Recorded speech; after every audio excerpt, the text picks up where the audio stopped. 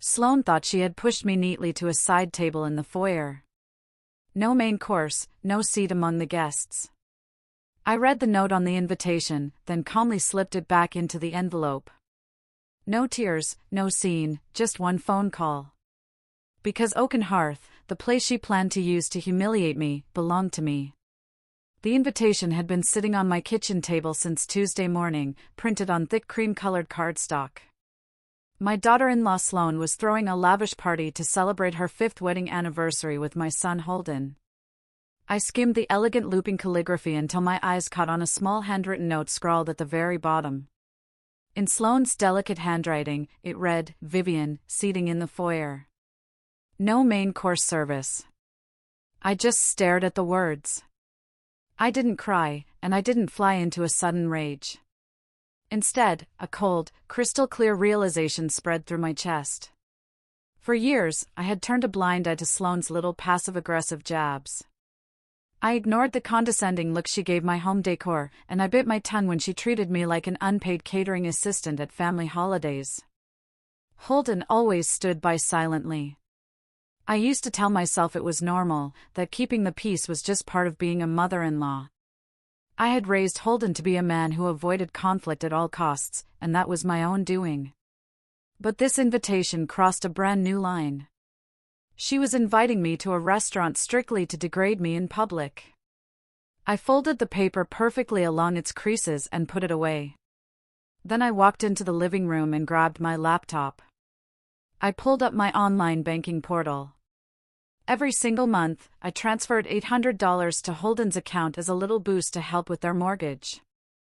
I clicked on recurring transfers. I clicked delete. The confirmation message flashed green across the screen. I closed the laptop and took a deep breath. The overwhelming sense of relief actually surprised me. It was a small step, but it was my first. The restaurant Sloane had chosen for her grand anniversary bash was called the Oaken Hearth. What Sloane in her arrogance and Holden in his sheer complacency had completely forgotten or tuned out was one simple detail. It was high time I paid the Oaken Hearth a little visit. The Oaken Hearth was only a 20-minute drive away. It was a gorgeous, upscale, rustic place, not overly stuffy, but boasting an impeccable reputation for its food. The second I walked through the doors, the comforting smell of fresh coffee and roasted meats washed over me. Julian, the general manager, was standing behind the hostess stand, sorting through some paperwork. His face lit up the moment he saw me. "Vivian.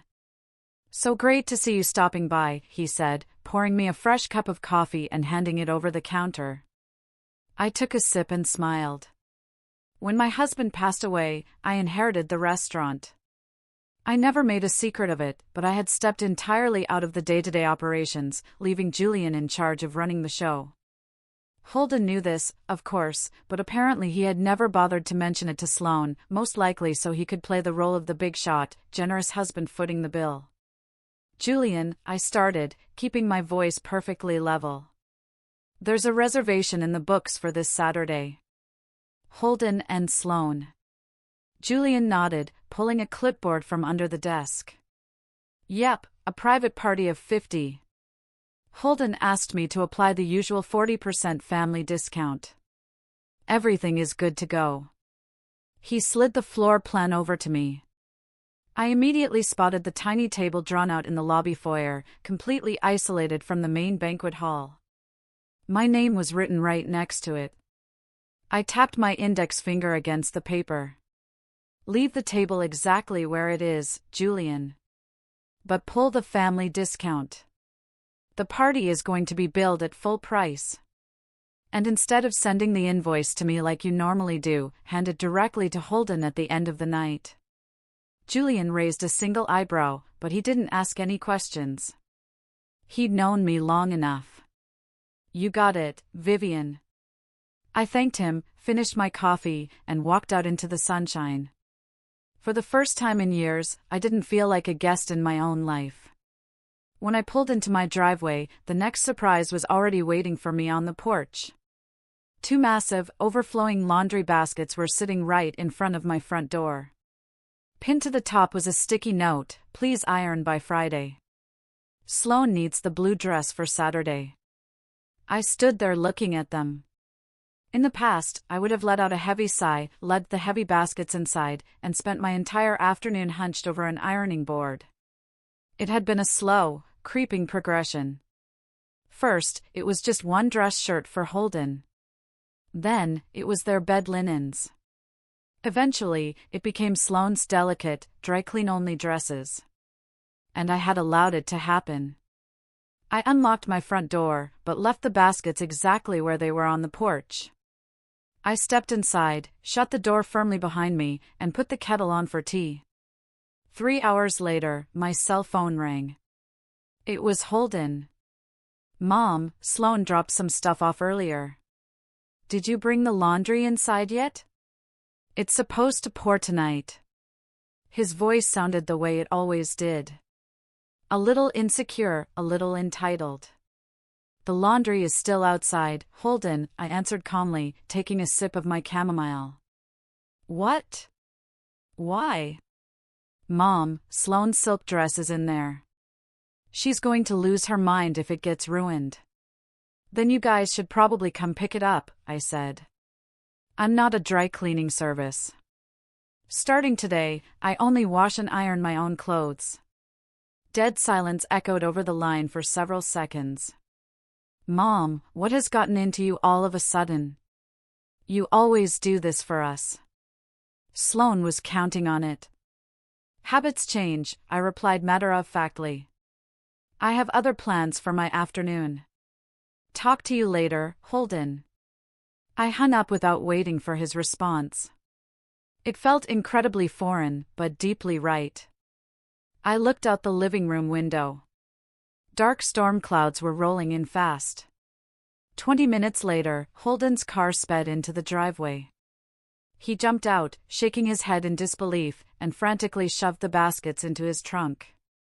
I gave him a little wave from behind the glass. The new rules in this family were just starting to take effect, and I knew the next test was right around the corner. On Thursday morning, Sloane barged into my kitchen, totally unannounced. Wearing her usual tight-lipped, stressed expression, she dumped her designer purse on my dining table. "Vivian, we need your SUV this weekend," she demanded, not even bothering to say hello. "We have to haul all the floral centerpieces and party favors over to the oaken hearth. Our sedan is way too small." This was yet another established routine. My car was spacious and practical, so it was treated as the community loaner whenever it suited them. I stayed seated at the table, casually turned a page of my morning paper, and took a sip of my coffee. "The SUV isn't available this weekend, Sloane." She froze mid-step. "Excuse me? You aren't going anywhere this weekend.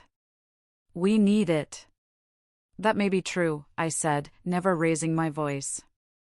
"But my car is staying in the garage." I stood up, opened the junk drawer, and tossed a small rusted set of keys onto the table. "Here are the keys to the old Schwinn bicycle out in the shed. It has a nice big basket on the front. Maybe that'll help." Sloane's face flushed a deep, blotchy red. She stared at the bike keys like they were radioactive. "Is this some kind of sick joke? You're deliberately sabotaging our anniversary. First, you refused to do the laundry. Now, the car. What is your problem?" I looked her dead in the eye. I saw a woman who was entirely used to bulldozing her way through life because no one had ever bothered to put up a stop sign.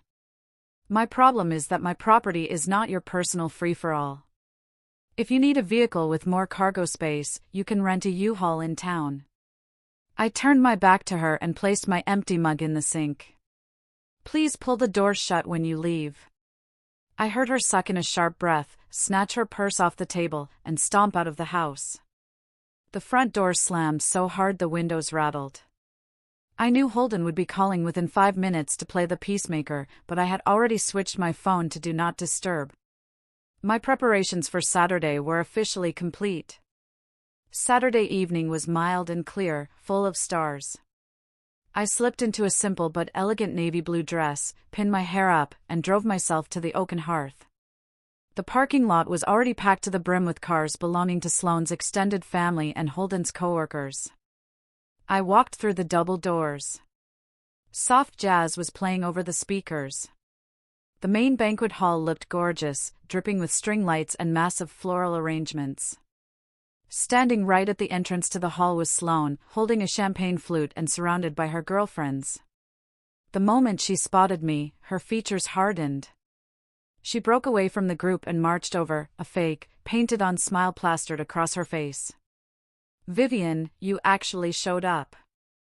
"Of course, I got an invitation, didn't I?" I replied politely. She crossed her arms.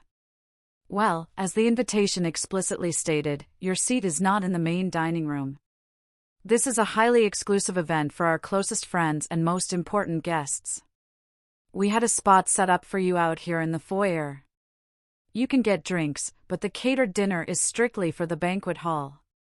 She gestured toward a tiny, pathetic little table shoved in the corner near the coat check. It was a deliberate, calculated act of humiliation executed with ice-cold precision. I just nodded. "I understand." The foyer. No arguing, no scene. I walked right past her, headed straight for the little table by the coats, and sat down. I could feel the eyes of a few arriving guests lingering on me, some looking confused, others already whispering. Sloane strutted back into the main hall, looking incredibly smug, entirely convinced she had finally put me in my place. A young, nervous-looking waiter approached my table. "Ma'am, can I get you anything?" I gave him a warm smile. "Just a glass of iced water, please. And could you go let Julian know that I'm sitting out here now?" I pulled my phone out of my clutch. It was time to set the record straight. 10 minutes passed. From inside the hall, I could hear glasses clinking and someone tapping a microphone to start the speeches. I sipped my ice water and waited. Suddenly, the kitchen doors swung open and Julian marched out. His face was dead serious. He didn't walk over to my little table in the foyer. He bypassed me entirely and strode directly into the grand banquet hall. I stood up and leaned casually against the open doorframe so I had a front row seat. Julian stopped dead center in front of the head table where Sloane and Holden were sitting. The chatter at the table immediately died down. "Mrs. Vance," Julian said, his voice carrying enough volume to make the neighboring tables go quiet. "We have a slight logistical issue." Sloane gave him an irritated look. "What kind of issue?" "The first course was supposed to be plated 10 minutes ago." "The food is ready to be served," Julian stated flatly. "But before my staff brings out a single plate, I need someone to explain to me why the owner of this establishment is currently seated by the coat rack and has been explicitly excluded from dinner service." An absolute, suffocating silence dropped over the room. You could have heard a pin drop. Sloane blinked rapidly. "What owner? What on earth are you talking about?" Julian turned slightly and gestured straight toward the doorframe where I was standing. "Mrs. Vivian Vance. She owns the Oaken Hearth. And as long as she is sitting out in the lobby without a meal, the kitchen is entirely closed to this room." Every single drop of color drained from Sloane's face.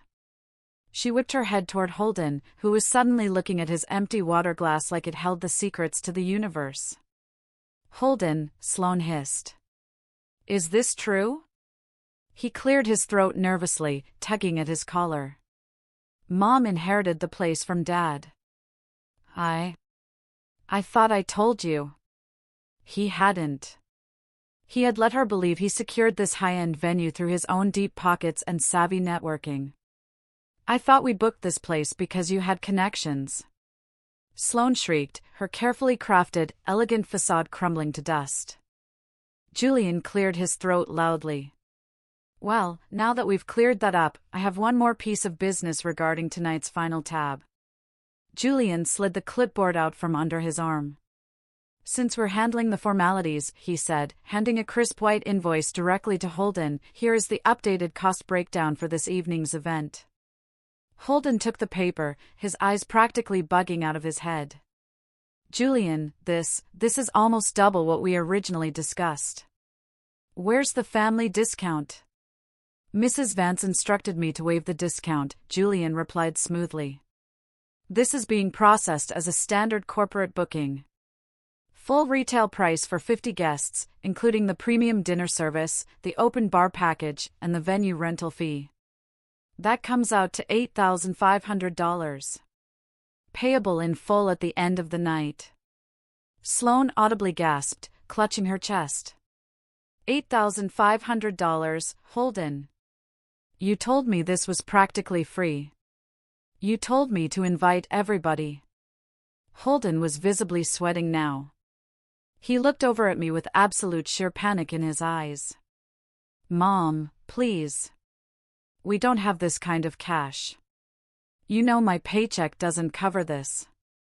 And my banking app said you canceled the recurring transfer yesterday. Sloane snapped her head toward him again. What recurring transfer? The $800 your mother-in-law contributes to your mortgage every month, I said, finally stepping out of the doorway and into the dining room. My voice was calm, carrying effortlessly through the dead-silent hall. But since I'm clearly not good enough to sit at a table and eat with you, I assumed you didn't need my financial support anymore, either. Sloane looked like she was about to pass out. She had spent her entire marriage believing Holden was bringing in all that money himself. The grand illusion of her perfect, wealthy, independent lifestyle was shattering into a million tiny pieces right in front of her parents and her most important clients. You can't do this to us, Sloane whispered, her fierce pride warring with absolute panic. We have guests here. My family, important people. I'm not doing anything to you, I replied effortlessly. I am simply reacting to your choices. Mom, please, Holden begged, actually standing up from his chair. Reverse it. We can't pay for this. Let's just handle this like adults. I looked at my son. I saw the little boy whose messes I had constantly cleaned up, and the grown man who had never once been forced to take accountability for anything in his life. We are handling it like adults, Holden. And adults pay for the extravagant parties they decide to throw. I turned my attention to the manager. Julian, go ahead and serve the food. But before you bring out the appetizers, make sure you swipe a credit card from Holden that will actually authorize for the full amount. If it declines, switch them to the basic chicken package and pull the wine off the table. I turned around on my heels and walked at a leisurely pace out of the banquet hall, through the foyer, and out the front doors. No one said a single word. As the heavy doors swung shut behind me, I could hear the immediate explosion of frantic whispering, Sloane furiously tearing into Holden, and Julian politely but firmly asking for a MasterCard. I stepped out into the cool night air. I climbed into my SUV, the exact same car Sloane had demanded to use yesterday, and drove myself home. I didn't feel any malicious glee. It wasn't some sweet, vindictive revenge. It was just a massive, incredibly overdue course correction. When I got home, I filled up a hot water bottle, curled up on my sofa, and cracked open a good thriller. I found out later from Julian that Holden and Sloane had to severely downgrade the evening. They cancelled the premium wine service, scrapped the dessert course entirely, had to split the massive bill across 2 different high-interest credit cards, and spent the rest of the night dodging painfully awkward questions from Sloane's parents. The night that was supposed to be my ultimate humiliation had instantly morphed into their ultimate reality check. I slept perfectly that night, deep and dreamless. The crushing weight of the constant, ungrateful expectations I had carried for years was completely gone. But I knew the inevitable fallout was coming the next morning. Sunday morning, Holden was standing on my porch. He looked entirely defeated, with deep bags under his eyes and his shoulders slumped forward. I let him in and poured him a mug of coffee. He sat down at the kitchen table in the exact same chair Sloane had occupied just a few days prior. Last night was humiliating, Mom, he mumbled, staring into his black coffee. You completely embarrassed Sloane in front of all our friends. Sloane embarrassed herself, I corrected him without missing a beat. All I did was lay the facts out on the table. You are the one who stood back and let her treat me like a leper. Holden fell quiet. He just kept staring into his mug. How are we supposed to make our house payments now without your monthly transfers? And what about the credit card debt from last night? That sounds like a math problem for you to figure out, Holden. You're a grown man. I stood up, walked into the hallway, and brought back a small cardboard box I had packed up earlier that morning. I set it down on the table right in front of him. Inside were a few old photo albums, some of his high school yearbooks, and his dusty old tennis racket. "What is this?" he asked, looking thoroughly confused. "I'm cleaning out the attic," I explained. "I had a meeting with a realtor on Friday. I'm listing this house for sale. It's way too much square footage for just me." Holden's jaw practically hit the floor. "Selling it? But Mom, this is the family home. We always just assumed that Sloan and I would eventually move in here whenever I die, or whenever you finally ship me off to a nursing home," I finished the sentence for him. "No, Holden. I'm going to use the equity from this house to buy myself a gorgeous little condo right downtown. The rest of the cash is going straight into my retirement portfolio so I can do some traveling." He looked absolutely gutted. His entire safety net, his free ride, and his guaranteed inheritance were vaporizing right in front of his eyes. "You're punishing us," he said bitterly. "No," I replied. "I'm freeing myself." 3 days later, my phone rang. It was Sloan. Her tone was incredibly soft, almost sickeningly sugary. "Vivian, hi. We really need to talk. Holden told me about you putting the house on the market. I really think we all just had some massive misunderstandings over the weekend, and I wanted to formally apologize." I held the phone to my ear, looking around at the freshly packed moving boxes stacked in my living room. I knew exactly what this was about. She had been doing the math, the real estate, the inheritance, the financial safety net. She was watching it all slip away. "There were no misunderstandings whatsoever, Sloan," I said cheerfully, but with a spine of steel.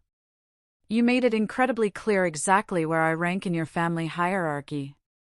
I heard you loud and clear, and I accept it. I just decided it was time to reallocate my own resources to match that ranking." "But Vivian, we're family," she practically wailed, the fake sweetness cracking instantly. "We are, but family requires basic respect. I'll be moving in a few weeks.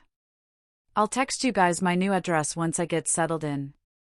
But moving forward, I'm going to have to ask that you only come by if you call and make plans with me first." I didn't wait around for her to argue. I just hung up the phone.